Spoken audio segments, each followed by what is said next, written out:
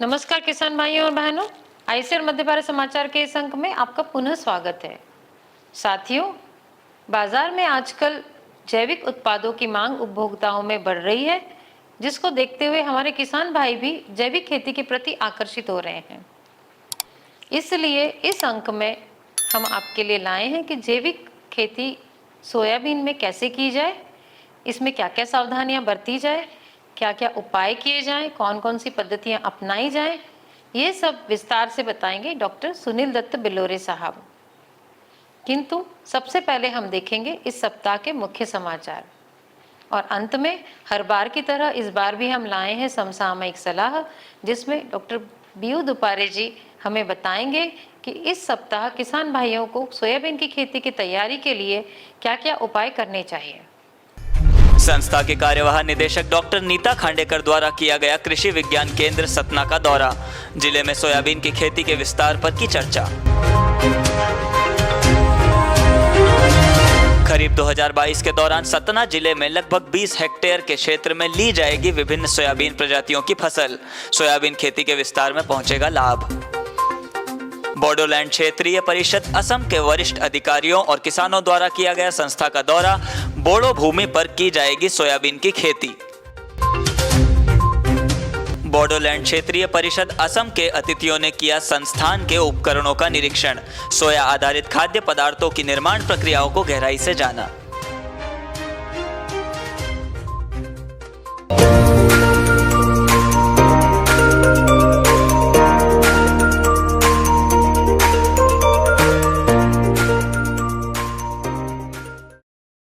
नमस्कार किसान भाइयों, आज हम जैविक सोयाबीन उत्पादन के बारे में चर्चा करेंगे या ऑर्गेनिक सोयाबीन के बारे में हम चर्चा करेंगे।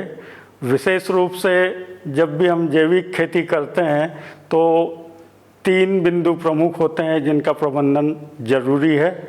एक तो सर्वप्रथम पोषण प्रबंधन, द्वितीय खरपतवार प्रबंधन और तृतीय जो है कीट प्रबंधन। तो इन 3 चीज़ों में हमें विशेष ध्यान रखना है और महत्वपूर्ण यह है कि इस तरह जैविक उत्पादन में हमें किसी रसायन का उपयोग नहीं करना है, केवल जैविक पद्धति से ही इन्हें प्रबंधन करना है, करना पड़ेगा, जिससे कि जैविक सोयाबीन आपका उत्पादन ले सकते हैं। तो सर्वप्रथम बात आती है पोषण प्रबंधन। उचित पोषण प्रबंधन के लिए सबसे पहले ज़रूरी है कि यदि हम जैविक सोयाबीन का उत्पादन लेना चाहते हैं तो सुनिश्चित यह करें कि जो गोबर की खाद, कंपोस्ट या दूसरी जो अन्य खाद हैं उनका उचित उपलब्धता निश्चित करें। उसके बाद ही निर्णय लें कि हमें जैविक सोयाबीन का उत्पादन लेना है। यदि ये खाद आपके पास उपलब्ध हैं तो पोषण प्रबंधन उचित तरीके से हो सकता है और सोयाबीन से अधिक लाभ मिल सकता है, उत्पादन मिल सकता है। तो सोयाबीन का यदि हमें जैविक उत्पादन करना है तो सोयाबीन की फसल में 10 टन गोबर की खाद का उपयोग करें या फिर 5 टन कंपोस्ट का करें या 2.5 टन मुर्गी के खाद का उपयोग करें।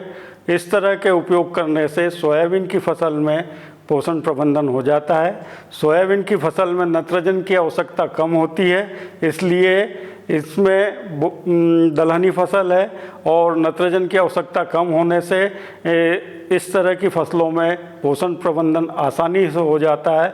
जैसे गेहूं, मक्का, ज्वार की तुलना में इसमें आसान होता है दलहनी फसलों में पोषण प्रबंधन करना, क्योंकि अन्न वाली फसलों में नाइट्रोजन की आवश्यकता अधिक होती है, इसलिए उसमें ये थोड़ा कठिन, नाइट्रोजन का प्रबंधन कठिन हो जाता है। तो दलहनी फसलों में ये आसान होता है और जो मैंने कार्बनिक खादों की जो मात्रा बताई है उसका उचित तरह से उपयोग करेंगे तो निश्चित रूप से सोयाबीन का उत्पादन ले सकते हैं। विशेष रूप से ध्यान रखें कि जब भी आपको जैविक सोयाबीन उत्पादन लेना है तो विशेष ध्यान रखें कि जो जैविक उत्पादित सोयाबीन है उसी का बीज का उपयोग करें, दूसरे बीज का उपयोग न करें और लगातार 3 साल तक उसी बीज का उपयोग करते रहें और जैविक बीज का ही उपयोग करें, जिससे कि आपको रजिस्ट्रेशन में जो मध्य प्रदेश सरकार से रजिस्ट्रेशन होता है जैविक खेती के लिए, उसमें आपको आसानी होगी और कोई रसायन का अवशेष नहीं होना चाहिए फसल में। और 3 साल तक लगातार आप जैविक खेती करेंगे, उसके बाद ही आपका पंजीयन हो पाएगा, इसलिए लगातार 3 साल करें। दूसरा, विशेष रूप से सोयाबीन एक फसल बारिश की है, वर्षा के मौसम में ली जाती है, तो इसमें खरपतवार बहुत ज़्यादा अधिक होता है, जिसको कि प्रबंध करना बहुत आवश्यक होता है, अन्यथा सोयाबीन की फसल अधिक खरपतवार होने से नष्ट हो जाती है। तो जैविक सोयाबीन उत्पादन में आप केवल हाथ की निंदाई से या फिर डोरा कुल्पा से ही नियंत्रण कर सकते हैं और यदि हाथ की निंदाई करते हैं तो 2 बार 20 दिन उगने से 20 दिन के बाद में और 40 दिन के बाद में हाथ से निंदाई करवाएं, जिससे कि खरपतवार नष्ट हो जाएंगे और सोयाबीन की फसल अच्छा उत्पादन देगी। यदि आप डोरा या कुल्पा चलाना चाहते हैं तो इसमें विशेष रूप से ध्यान रखने की बात है कि ये केवल 2 कतारों के बीच की खरपतवार को ख़त्म करता है। जो कतार में हैं जो खरपतवार वो नष्ट नहीं हो पाते हैं, तो डोरा या कुल्पा चलाने के बाद में हाथ की निंदाई ज़रूरी है, जो कि पौधों से पौधों के बीच में जो खरपतवार है वो निकल जाए और सोयाबीन की फसल को हानि ना हो। तो इस तरह से हम सोयाबीन की फसल में खरपतवार का प्रबंधन कर सकते हैं। दूसरा, यह खरीफ मौसम में कीट और व्याधि भी सोयाबीन में अधिक लगते हैं, तो विशेष रूप से मेरा अनुरोध ये रहेगा आपको कि जितने भी जैविक रसायन हैं, जो जैव आधारित कीटनाशक है, उन्हीं का उपयोग करें और उन्हीं से आप कीट का प्रबंधन करेंगे तो आप कीटों का प्रबंधन होगा। जैसे कि इन रसायनों के अलावा आप प्रकाश प्रपंच लगाएं या फिर टी आकार का आप खेत में टी आकार का लकड़ी का टी आकार लगा देंगे तो उस पर पक्षी बैठेंगे और पक्षी इल्लियों को खाएंगे। इस तरह से भी प्रबंधन होता है। और जो स्टिकी स्ट्रिप्स होती है उनका उपयोग करें, जिससे कि एफिड एसिड उसमें का फैलाव नहीं होगा, वाइट फ्लाई का फैलाव नहीं होगा। तो इस तरह के जो भी जिसको हम IPM कहते हैं, समन्वित प्रबंधन कहते हैं, तो उन सभी चीज़ों का यदि हम समावेश करेंगे तो इस तरह से जैविक से सोयाबीन का उत्पादन ले सकते हैं। तो ये सब विशेष ध्यान रखने की बातें हैं। और जब जैविक उत्पादन होता है तो बाज़ार में उसका मूल्य भी बहुत अधिक होता है और आजकल बाज़ार में जैविक की मांग धीरे धीरे बढ़ रही है, लोगों का जैविक की तरफ आकर्षण बढ़ रहा है और लोग जैविक उत्पाद का उपयोग करने में उत्साहित हैं, इसलिए इसका भविष्य सुनहरा है।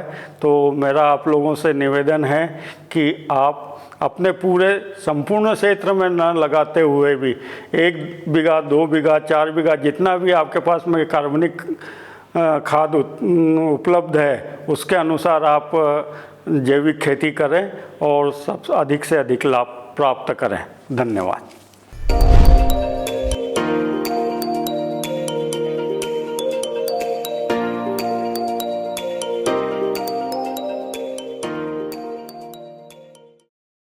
नमस्कार किसान भाइयों, आइए आज जानते हैं हम इस साप्ताहिक सलाह में कि हमें बोनी के समय पे क्या क्या सावधानी बरतनी चाहिए, क्या क्या पद्धतियों का उपयोग किया जाना चाहिए। ये बहुत ही सही समय है सोयाबीन की बोनी का, क्योंकि ऐसा कहते हैं कि जून महीने के दूसरे सप्ताह से जुलाई महीने के पहले सप्ताह तक सोयाबीन की बोनी करने से अच्छा उत्पादन मिलता है। और अभी जो मानसून का आगमन हुआ है तो आपको सलाह है कि तुरंत अपने सोयाबीन की बोनी कर लें, लेकिन एक चीज़ हमेशा ध्यान में रखें, कम से कम 10 सेंटीमीटर वर्षा आई हो तभी बोनी करें। दूसरी बात, एक ही वैरायटी के ऊपर निर्भर ना रहें, कोशिश करें कि अपने खेत में 2 से 3 किस्में ज़रूर लगाएं जो कि अलग अलग समय में पकने वाली हो। तीसरी बात, जो किस्में आपने चयनित की है, जिसका बीज आपके पास है, उसकी अंकुरण जांच कर ले, कम से कम 70% है यह सुनिश्चित कर ले और उसके हिसाब से अपना बीज दर सुनिश्चित करें। खेत की तैयारी अभी तक आपने की चुकी होंगी। 3-4 साल में एक बार गहरी जुताई कर लेते हैं और खेत तैयार करने के लिए आपको 2 बार विपरीत दिशाओं में बखर चलाना है, पाटा चला लें और बोनी के लिए अपना खेत तैयार करें। अनुशंसित जो कार्बनिक खाद की जो मात्रा है आपने अभी तक डाल चुके होंगे, जैसे कि 10 टन गोबर की खाद है या 5 टन कंपोस्ट है या 2.5 टन पोल्ट्री मैन्योर या वर्मी कंपोस्ट आपने डाल दिए होंगे और पाटा चलाने से पहले या खेत की तैयारी से पहले इसको अच्छी तरह से मिला दें। बोनी की पद्धति की विशेष रूप से मैं इस बार आपके साथ में चर्चा करना चाहूँगा। पिछले कुछ सालों से जो विपरीत मौसम के कारण हमारी सोयाबीन की फसल में नुकसान होने की खबरें प्राप्त हो रही है, गुणवत्ता में खराबी आई है और इसके लिए ध्यान में रखते हुए मैं आपको ये अनुशंसा करना चाहूँगा कि आप बोनी करें तो बीबीएफ पद्धति या रिच फरो पद्धति उसी से बोनी करें और जिससे कि विपरीत मौसम में होने वाले नुकसान से हम बच सकते हैं।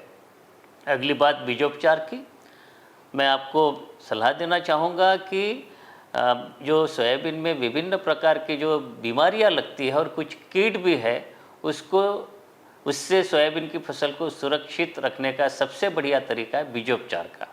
और इसमें एक क्रम बना हुआ है, फफूंदनाशक, कीटनाशक और राइजोबियम पीएसबी कल्चर। इसमें कौन कौन सी दवाइयाँ अनुशंसित की गई है इसकी सूची इस समय पे आपके स्क्रीन पे दी जा रही है। इसमें से कोई भी एक तरीका अपनाएं और उससे अपनी सोयाबीन की बीज को उपचारित कर ले।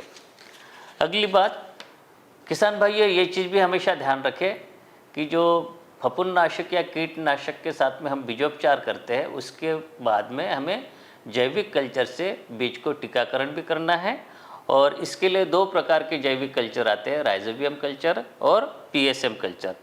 तो दोनों की 5-5 ग्राम मात्रा लेना है और प्रति किलोग्राम बीज के हिसाब से इसको टीकाकरण करना है।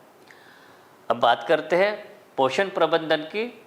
जैसे कि मैंने आपको बताया कि कार्बनिक खाद तो लगते ही है, लेकिन उसके साथ साथ रासायनिक उर्वरक भी आप देना चाहें तो वो भी बोनी के समय पे ही देना चाहिए। एक बार बोनी हो जाने के बाद में उर्वरक का प्रयोग इसमें वर्जित किया जाता है। तो इसके लिए जो हमारी सोयाबीन की फसल के लिए अनुशंसित पोषक तत्वों की मात्रा है 25, 60, 40 और 20 किलोग्राम नाइट्रोजन, फास्फोरस, पोटाश और सल्फर। और इसकी जो पूर्ति है 3 प्रकार के कॉम्बिनेशन इस समय पे आपके स्क्रीन पे दिए जा रहे हैं। इसमें से कोई भी एक कॉम्बिनेशन है वो आप अपना सकते हैं। कोशिश ये करें कि तीनों या चारों तत्व एक साथ आपकी फसल को जाए, जिससे कि किसी एक तत्व की कमी के कारण जो हमारा नुकसान होता है वो नहीं हो पाए। अगली बात, सोयाबीन का बीज दर और कतारों की दूरी। हाँ, ये ध्यान में रखें कि अगर न्यूनतम 70% अंकुरण के आधार पे अगर आपका बीज है 45 सेंटीमीटर इस समय पे कतारों की दूरी अपनाएं और 2 से 3 सेंटीमीटर पौधों के बीच में की दूरी अपनाते हुए 65 से 70 किलोग्राम प्रति हेक्टेयर की दर से बीज दर अपनाएं, जिससे कि हमें सोयाबीन का अच्छा अधिक से अधिक उत्पादन मिल सके। बोनी हो जाने के बाद में यदि आप चाहते हैं कि तुरंत उपयोगी जो खरपतवार नाशक है उसका उपयोग करें या बोनी से पहले कुछ ऐसे खरपतवार नाशक है वो प्रयोग कर सकते हैं, जिसको कि हम पीपीआई कहते हैं।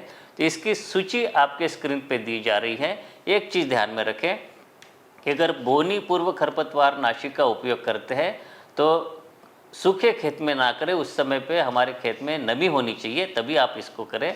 और जब आप बोनी के तुरंत बाद उपयोगी खरपतवार नाशी का प्रयोग करते हैं तो उसमें ध्यान में रखें कि सोयाबीन के उगने से पहले इसका प्रयोग करें, यानी सोयाबीन के बोनी के तुरंत बाद, यानी और बीज के ज़मीन से बाहर आने से पहले। तो ये थी इस सप्ताह की समसामयिक सलाह।